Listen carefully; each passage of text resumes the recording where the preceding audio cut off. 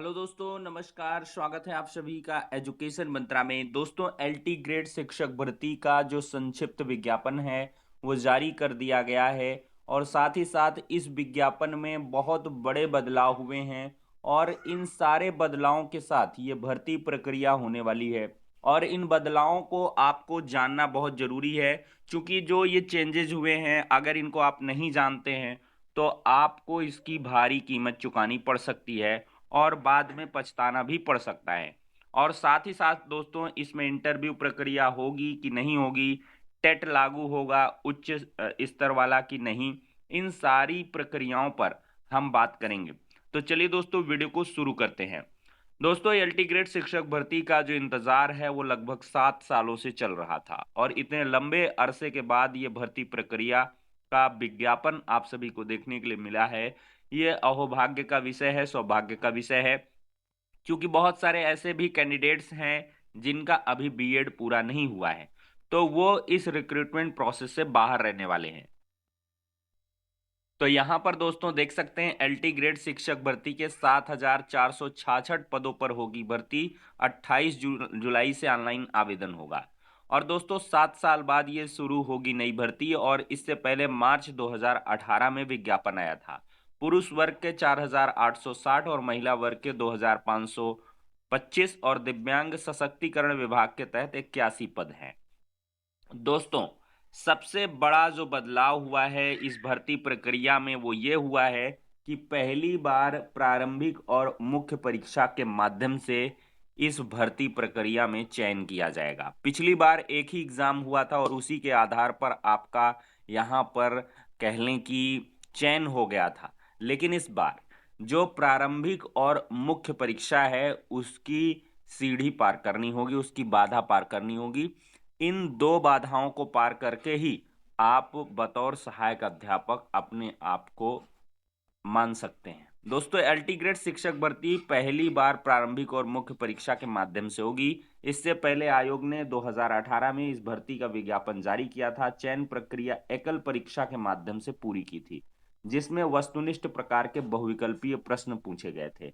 एकल परीक्षा में अभ्यर्थियों के प्राप्तांकों के आधार पर चयनितों की मेरिट बनाई गई थी। अब वस्तुनिष्ठ प्रकार की बहुविकल्पीय प्रश्न की प्रारंभिक परीक्षा अभ्यर्थियों की छंटनी करेगी और इसके बाद मुख्य परीक्षा के आधार पर अभ्यर्थियों का चयन किया जाएगा। दोस्तों, अब आपके मन में सवाल होगा कि जो प्री है वो क्वालिफाइंग इन नेचर होगा। फिर अगर आप प्री नहीं क्वालिफाई कर पाते हो तो आप मेंस के लिए नहीं जाओगे। अगर आपने चलिए प्री क्वालिफाई किया तो क्या मेंस का क्या कैसे होगा? क्या मेंस का जो है एग्जाम ऑब्जेक्टिव होगा कि डिस्क्रिप्टिव इन नेचर होगा?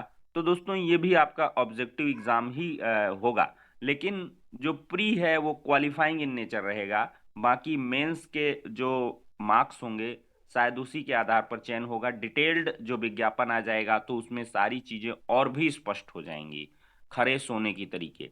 दोस्तों, इससे पहले 10,000 पदों पर भर्ती प्रक्रिया हुई थी और पिछली बार जो जीएस का पोर्शन था उसको बहुत सारे लोग नहीं निकाल पाए थे और इसी वजह से जो भारी पद हैं वो खाली रह गए थे। दोस्तों, अर्हता और आरक्षण के बाद दूर हुई बाधा। नई भर्ती शुरू करने में समकक्ष अर्हता का बदलाव और आरक्षण का पेंच फंसा था। अर्हता संबंधी नई नियमावली जारी होने के बाद उसमें से समकक्ष शब्द को हटा दिया गया है। ऐसे में अर्हता का जो विवाद है वो दूर हो गया है, लेकिन विषयवार आरक्षण निर्धारित न होने से आयोग ने पूर्व में माध्यमिक शिक्षा निदेशालय की ओर से भेजा गया अधियाचन वापस कर दिया था। निदेशालय से विषयवार आरक्षण का निर्धारण होने के बाद दोबारा अधियाचन भेजे जाने पर आयोग ने अब भर्ती प्रक्रिया शुरू करने का निर्णय लिया है।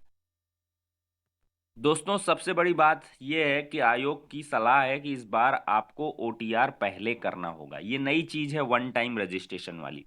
बहुत लोगों को नहीं पता है ओटीआर क्या होता है, तो वन टाइम रजिस्ट्रेशन कर लें। आप लोग uppsc.nic.in की ऑफिशियल वेबसाइट पर जाएंगे, वहां पर एक कॉलम रिफ्लेक्ट कर रहा होगा, ब्लिंक कर रहा होगा ओटीआर का। तो वहां पर आप लोग क्लिक करके अपनी जो बेसिक डिटेल्स हैं उनको फिल करेंगे, father name, mother name, date of birth, फिर इसके बाद हाई स्कूल पासिंग ईयर और फिर इसके बाद अपना फोटोग्राफ और साथ ही साथ अपना हस्ताक्षर अपलोड करेंगे। और फिर इसके बाद आप अपना ईमेल आईडी, मोबाइल नंबर, ये सारी चीज़ों को वेरीफाई कर लेंगे। और फिर इसके बाद स्वतंत्रता संग्राम सेनानी हैं कि नहीं, और दिव्यांगजन हैं कि नहीं, इस प्रकार के बहुत सारी चीज़ें होंगी। प्री फिल्ड डेटा तैयार किया जाता है, तो वो सारी डिटेल्स आप भर लेंगे, फिलअप कर लेंगे। तो फिर आपके जो मतलब रजिस्टर्ड मोबाइल नंबर पर है, उसमें आपको एक OTR नंबर मिलेगा, वन टाइम रजिस्ट्रेशन नंबर। और आप लोग एक पासवर्ड भी चुनेंगे, पासवर्ड बनाएंगे, उस पासवर्ड को आपको सहेज कर रखना है। फिर आप OTR की मदद से और साथ ही साथ OTP और पासवर्ड की मदद से लॉगिन कर पाएंगे, और जो भी भर्ती प्रक्रिया है उसमें आप लोग आवेदन करेंगे।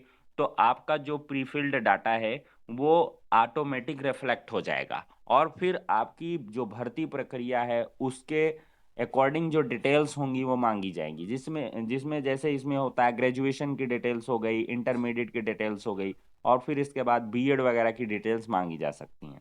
अभी आवेदन के लिए फॉर्म खुला नहीं है, तो जैसे ही खुलेगा तो सारी चीज़ें और भी क्लियर होंगी। सोशल मीडिया प्लेटफॉर्म पर दोस्तों आपको बहुत सारे कन्फ्यूज़न देखने के लिए मिलेंगे। दोस्तों कई बार समाचार पत्रों के माध्यम से अधिकारियों के मंथन के बीच ये बातें निकल के आईं कि जो टेट होगा वो 3 स्तरीय देखने के लिए मिलेगा। प्राइमरी का 1 to 5 का, 6 to 8 का, फिर 9, 10, 11, 12 का भी एक जो है टेट निकल के आएगा। चूंकि ये एलटी ग्रेड शिक्षक भर्ती के जो भी चयनित शिक्षक होते हैं उनको 6 to 8 वाले स्टूडेंट्स को भी पढ़ाना होता है, 6 to 8 वालों को भी ये पढ़ाते हैं। और साथ ही साथ जहाँ पे कंबाइंड विद्यालय रहते हैं 9, 10th को भी पढ़ाते हैं। तो ऐसे में ये होता है कि 6 to 8 की जो टीटी है इनको अनिवार्य होनी चाहिए, क्योंकि वो एनसीटी की नियमावली में आता है कि 6 to 8 के लिए जो भी अध्यापन कार्य करेंगे उनको टेट निकालना जरूरी है। लेकिन दोस्तों अभी तक कोई क्लियरेंस नहीं है, और इस बार शायद ये टेट वाली व्यवस्था लागू भी नहीं होगी, लेकिन इसकी मांग चल रही है, कई बार ज्ञापन वगैरह भी दिए गए हैं। तो इसी बीच लोगों को कन्फ्यूजन है मन में लेकर। लेकिन जैसे ही विस्तृत विज्ञापन आ जाएगा आपकी सारी चीज़ें दूर हो जाएंगी, टेट वगैरह नहीं होगा। मेरे हिसाब से जो मुझे जानकारी है, इस बार टेट नहीं लागू होगा। अगली बार से इन फ्यूचर हो सकता है, क्योंकि न्यू एजुकेशन पॉलिसी है, उसमें बहुत सारे चेंजेस हैं। उसमें 4 स्तर का टेट लागू करने की शायद व्यवस्था है। तो वो सारी चीज़ें आपको इन फ्यूचर देखने के लिए मिलेंगी। और साथ ही साथ इंटरव्यू को लेकर, क्या इंटरव्यू भी होगा, मतलब प्री होगा, मेंस होगा, फिर इंटरव्यू होगा? तो दोस्तों अभी तक जो 99% प्रोबेबिलिटी है कि इसमें इंटरव्यू नहीं होगा। ये जो है बिना इंटरव्यू के ही आपको प्री और मेंस के आधार पर ही चयन देखने के लिए इस भर्ती प्रक्रिया में मिलने वाला है। तो ये सारी जो दोस्तों चीज़ें हैं वो आपको स्पष्ट कर दी गई हैं। और जो एलिजिबिलिटी है, अर्हता है, सब्जेक्ट कॉम्बिनेशन है, उसके बारे में मैंने आपको पिछला वीडियो बना के दे दिया है। और भी अगर कोई आपका कन्फ्यूजन है तो कमेंट बॉक्स में ज़रूर बताएं, आपके सारे कन्फ्यूजन को दूर किया जाएगा। और दोस्तों सबसे बड़ी बात, जो तैयारी है वो आप भरसक शुरू कर दें, क्योंकि समय बहुत कम मिलेगा। क्योंकि जो फॉर्म है वो भराने के बाद आपकी बहुत जल्द एग्ज़ाम डेट आ जाएगी, और फिर आपका हो सकता है सितंबर अक्टूबर तक, मुझे ऐसा लगता है, प्री एग्ज़ाम ये करा लेंगे। और हो सकता है कि ये 2026 के मार्च तक ये भर्ती प्रक्रिया पूरी भी कर ली जाए। तो समय जो है काफ़ी कम बचेगा, इस वजह से आपको बेहतरीन तैयारी करनी है और पूरी मजबूती के साथ करनी है। तो फिलहाल के लिए दोस्तों इस वीडियो में इतना ही, नेक्स्ट में मिलते हैं।